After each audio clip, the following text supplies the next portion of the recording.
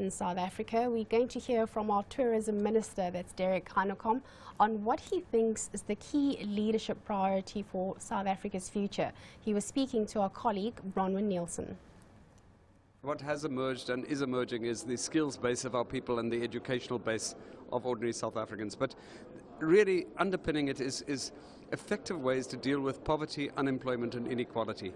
That's really the big challenge. And then all sorts of things have to be done in order to address this big challenge that faces us as a country. And the way to do it, and maybe I'm preempting your next question, is clearly the best way to do it is through collaboration, through partnership, and through a kind of a mindset change where leadership is not just about leadership in government, it's very important, but leadership in civil society, responsible leadership in the business sector, with a common purpose to say, look, these are our common challenges. Yes, we may represent particular interests at a particular time, but we will not get deflected from pursuance of that big common goal, because we can only do it together. We certainly, given the challenges we have as a country, we will not overcome these challenges, and we will not reach the kinds of goals that we've set for ourselves as a country if we don't do it in partnership, collaboratively. Minister, to achieve that collaborative leadership, we have to start trusting one another.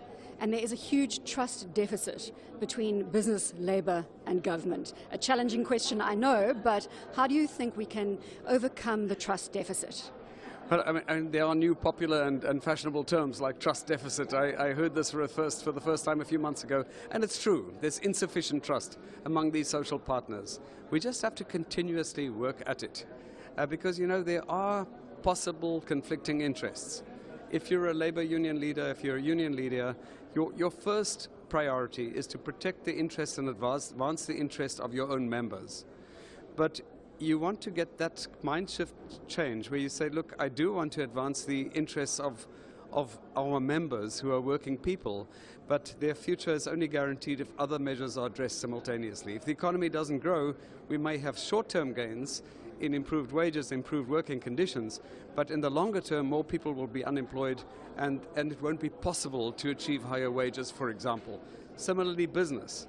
The business has to come to the party and say, what can we do in every possible way to advance our social progress, if you like, in our country, to tackle these problems, because the problem of poverty, the problems of inequality will impact on business at the same time. So it's a mindset change where we recognize that these problems that are underpinning our advancement towards the kind of society that we envisage in the National Development Plan is a common challenge, and the non-reaching of those goals will impact negatively on everybody. Just a final question now, as your portfolio as Minister of Tourism, what's keeping you awake at night at the moment, if anything?